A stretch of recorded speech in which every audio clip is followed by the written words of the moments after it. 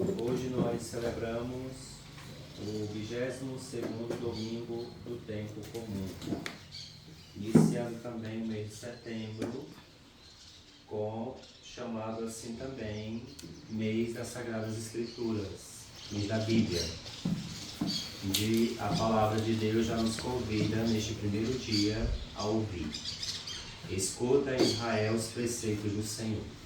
Então, a palavra já nos convida a escutar. Mas quando falamos da palavra, e é claro que nós temos um conjunto de escritos, a Bíblia, 73 livros bíblicos, 73 livros canônicos, assim escritos, sob o impulso e inspiração do Espírito para nos orientar. Mas a palavra, quando nós falamos em palavra, nós estamos falando sobretudo uma pessoa, Jesus Cristo. Ele é a palavra do Pai.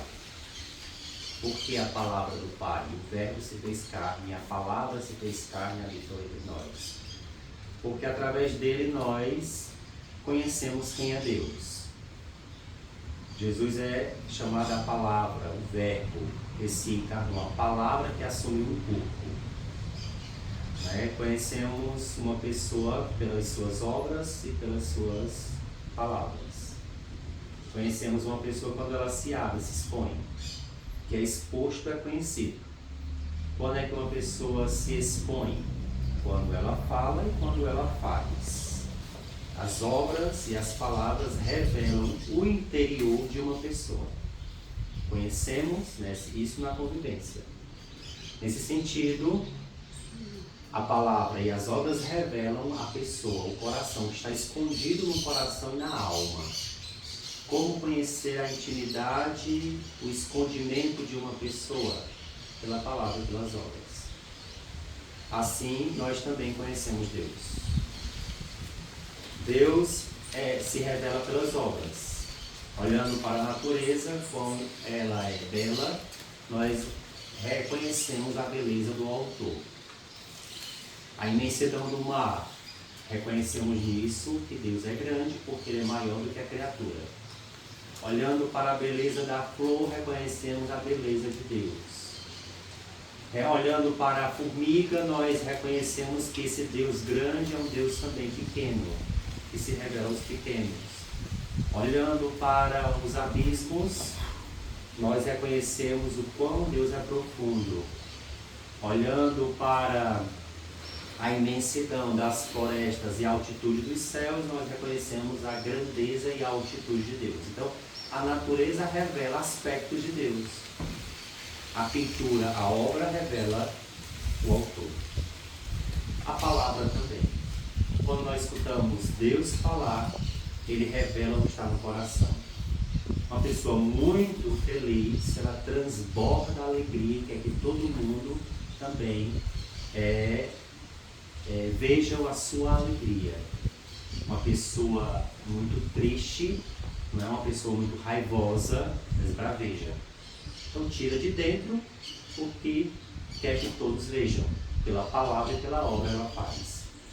Como Jesus diz no Evangelho, o que mancha o homem é o que está dentro. E uma pessoa invejosa vai manifestar a sua inveja. Uma pessoa que tem uma inclinação para a maldade, para o roubo, assassínio, ele vai então, a pessoa vai então manifestar isso. Ou seja, ela dá frutos maus pela maldade da planta que ela tem, que ela é.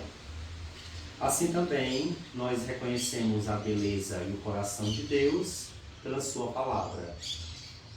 Não só pelo conjunto de escritos que nós encontramos na Bíblia, mas nós encontramos o coração de Deus na pessoa de Jesus, porque Ele é a palavra, ou seja, Ele é a manifestação do coração do Pai, de Deus.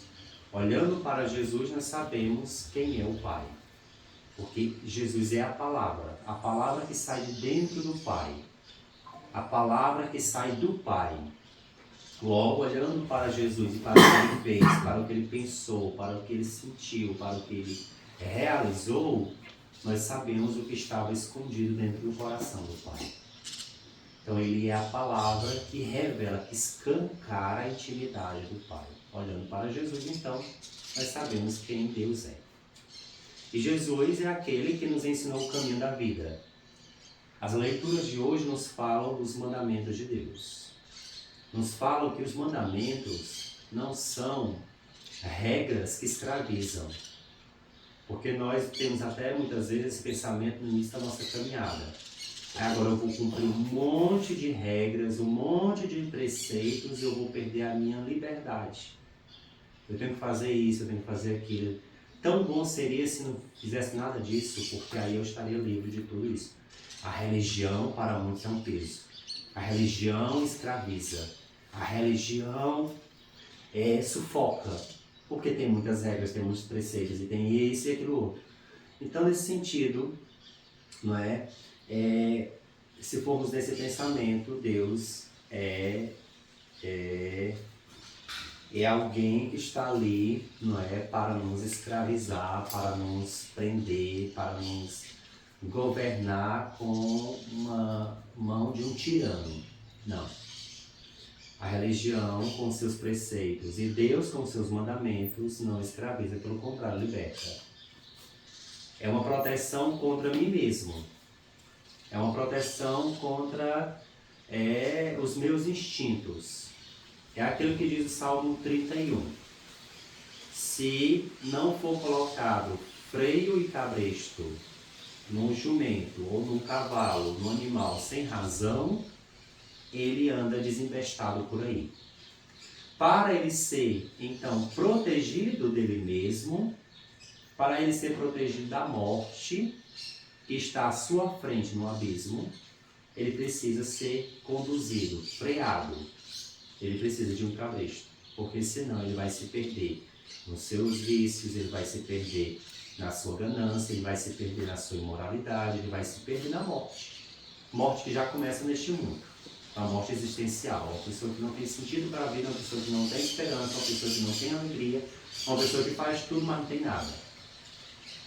E Deus nos protege de nós mesmos, porque Ele já vê o futuro, já conhece o presente, o passado e o futuro, já conhece o coração, o interior e o exterior do homem, já conhece toda a nossa vida e realidade e sabe onde nós vamos parar caso nós não sejamos freados. É aí que entra os mandamentos. Deus disse, não faça isso e não faça aquilo. Se você não fizer isso, se você não fizer aquilo, você caminhará para um futuro que você não sabe qual é, mas que eu sei qual é. E esse futuro que te aguarda é a minha alegria e a minha felicidade. Os meus filhos precisam me obedecer, porque me obedecendo encontrarão a alegria da vida eterna. Nesse sentido, Deus dá os mandamentos. Mas nos chama pela liturgia de hoje a atenção para uma coisa. Não é cumprir por cumprir. Essa justificativa nós encontramos muito. É geral. Nós encontramos uma justificativa que até talvez nós já tenhamos dito. Eu não preciso me confessar, ou eu não preciso ir para a igreja porque eu não matei, não roubei. Essa é uma linguagem muito comum de se escutar. Porque eu não matei, não roubei, eu não preciso nada disso. Primeiro, como se os mandamentos fossem reduzidos a esses dois. E não é. Segundo, que não é só não cumprir para eu poder ser uma pessoa boa. Para eu ser uma pessoa boa e para eu ser uma pessoa santa, para ser uma pessoa de Deus, não é só não cumprir dois mandamentos. É preciso que eu ame a Deus. Porque Jesus vai dizer isso, né? Só Deus é bom. Só Deus é bom. Por que me chamam de bom? Só Deus é bom. Quando nós olhamos para Deus que é bom, nós reconhecemos que a bondade que existe em nós vem dele. Se nós o buscamos, nós reconhecemos que ele é a fonte de toda bondade. Se nós não buscamos, nós reconhecemos que nós mesmos somos os bons por natureza. Logo eu me endeuso. Eu sou o meu Deus. Eu sou tão bom, tão bom, tão bom, que eu não preciso de mais nada. Eu sou tão bom, tão bom, tão bom, que eu já sou, pronto, eu sou eu. Ótimo, perfeito. E quando nós olhamos para Deus e o seguimos, primeiro nós o amamos, segundo que nós reconhecemos tudo que eu tenho, tudo que eu sou, Toda virtude, toda bondade, toda caridade, toda alegria, tudo que de bom eu tenho vem dele. Logo eu reconheço a sua grandeza e majestade, a minha pequenez e necessidade dele. Então não é só não cumprir o mandamento, não matar e não roubar. Essa é uma justificativa para quem não leva a sério um caminho de santidade e salvação. É uma justificativa de tentar se esquivar dos compromissos que Deus lhe impõe. Então, nesse sentido, a liturgia de hoje nos chama a atenção para o quê? Não é só cumprir o mandamento do não matar ou não roubar, por exemplo. É deixar brotar de dentro um amor sincero, né? Deixar viver a naturalidade dessa convivência com Deus. Eu vou aqui já cumprir os meus preceitos, a minha tabela de coisas que eu devo cumprir ou pagar a Deus, né? Mas, e eu cumprindo isso, os meus preceitos, já está tudo certo. Não é só esse cumprimento de preceitos, né? A missa dominical, por exemplo, há muito disso, né? Um dos 5 mandamentos da lei de Deus, né? Que é exatamente participar das missas nos domingos de festa e guarda. Pronto, eu já cumpri esse preceito. Mas cumprir o preceito por preceito não me leva a essa perfeição que diz que o meu amor é sincero a Deus. O que é que diz que o meu amor é sincero a Deus no cumprimento desse mandamento? Quando esse mandamento cumprido, ir à missa no domingo, é levado para a minha vida. Modifica a minha semana. Uma palavra que eu levo para a minha vida. Uma frase que eu levo para a minha vida. O que eu vivi com a comunidade é levado para a minha vida. Quando aquilo não entra e é cumprido por ser cumprido, porque é um mandamento para que eu não caia no pecado, aí eu caio na mesma situação dos fariseus. Eu recebo a condenação de Jesus. Então, não é apenas o exterior da coisa, é deixar ela entranhar na própria vida. E aí essa palavra dura de Jesus, né, pode ser referida também a nós, né, hipócritas. Quando, na verdade, né, o que é o cumprimento, né, o que é viver isso que ele pede. O exemplo que eu citei da missa, né? Quando eu entendo que celebrar com a comunidade, a Eucaristia, me torna cada vez mais uma presença de Deus e um dom de Deus para os meus irmãos, como eu posso celebrar a Eucaristia, a missa, receber a Eucaristia no domingo, que é dom, doação, e levo uma semana profundamente egoísta? Então eu cumpri o mandamento, mas aquele mandamento não diz respeito à minha vida interior. Porque eu continuo sendo um egoísta. Eu continuo sendo soberbo. Aí vem, não é? O que Jesus então traz más intenções, imoralidade, roubo, assassino, adultério, ambição, maldade, fraude, né? E traz aqui inclinação, moralidade, roubo, assassino, adultério, ambições desmedidas, maldade, fraude, devassidão, inveja, calúnia, orgulho, falta de juízo, né? 13 coisas, 14 coisas. Então é isso que torna um homem impuro, ou seja, o pecado. E o pecado existe, não é? O pecado mancha, se torna impuro, suja a alma. Então a minha alma já não é mais transparente, líquida e pura. Ela torna-se impura diante de Deus, né? Então isso precisa ser lavado, tirado, né? Por meio do sacramento. Então a palavra hoje é uma orientação, mais uma orientação, né? não cumprir por cumprir, mas trazer para a alma, para o coração, para a vida. Né? Porque aquilo que disse o jovem rico, né? Mas eu já cumpro isso todo, desde cedo. Eu não mato, eu não roubo, eu não cometo adultério, eu não fornico, tanta coisa eu não faço. E Jesus olha para ele assim: pois vai tu mesmo e distribui teus bens aos pobres. Né? Então Jesus usa uma coisa: vai tu mesmo. Né? Você já não faz tanta coisa, mas te falta fazer alguma coisa. Porque o pecado não é só deixar de fazer, tá? O pecado não é só fazer, é deixar também de fazer alguma coisa. Vai tu mesmo, ou seja, com as tuas mãos, com os teus pés, com a tua boca, com a tua inteligência, vai tu mesmo fazer, né? Não manda só os outros, faz tu mesmo. Então, mais do que dar coisas, é eu mesmo ir, eu mesmo ser, eu mesmo fazer, eu mesmo estar ali. Né? Então é isso que Jesus pede na liturgia de hoje. Mas para que tudo isso seja possível, é preciso sempre escutar. Escutar e escutar. Sem a escuta não há um convencimento interior. Quem não escuta não é convencido do que deve fazer.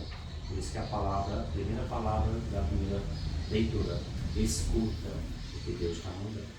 Depois que eu escuto, eu obedeço. Quem não escuta, não obedece, não faz e vive como. E acha que o mundo, que é a eternidade, que a vida é só isto. Mais alguma coisa? Podemos ainda extrair dessa palavra de hoje. Se quiser falar, pode falar.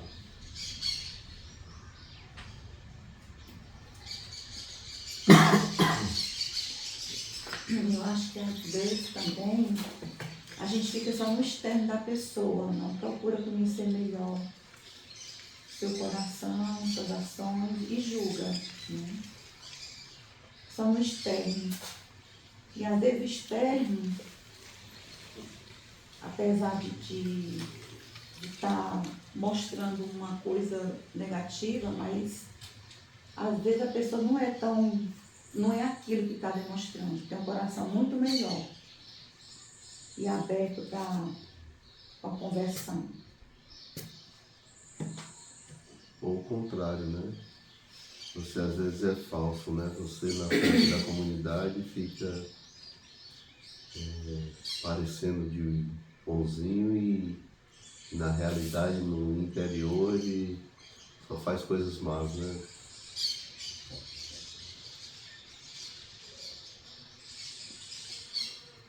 E aí é o que Jesus chama de hipocrisia, né? Hipócrita era aqueles que faziam teatro, os teatros gregos, né? Eles encenavam e tinha uma máscara. O Hipócrates era aquele que tinha uma máscara.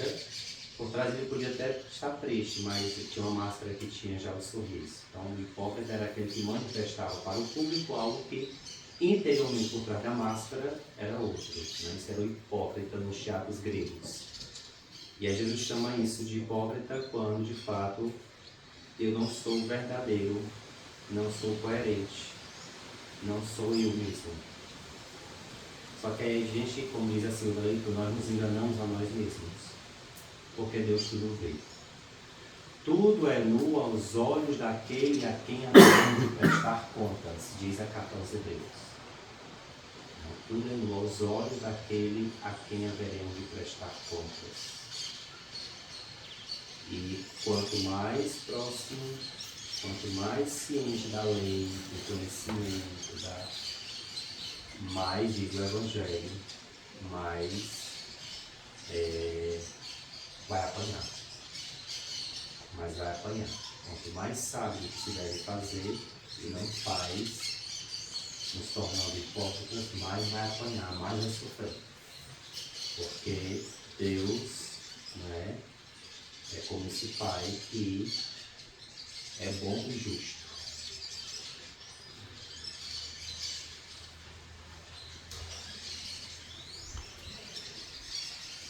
Então importante que a palavra nos ajude a avançar e não a fazer as coisas por fazer, mas desejando de dentro para fora sermos bons e melhores, agradando e amando a Deus e ajudando os irmãos a progredirem também, não é? A primeira intenção é amar a Deus. Eu faço porque eu quero amar a Deus, quero adorar a Deus, eu quero servir a Deus. E aí eu sirvo a Deus nos irmãos, não é? Quando a gente inverte as coisas, servir o irmão apenas, aí eu estou fazendo, né, também em vista ou em busca de alguma coisa que possa me satisfazer eu mesmo. Mas não, eu estou fazendo porque eu quero amar a Deus, honrar a Deus e adorar a Deus. E eu faço porque Ele manda eu fazer, porque quem ama, obedece o amado. Então rezemos juntos a nossa fé. Creio em Deus.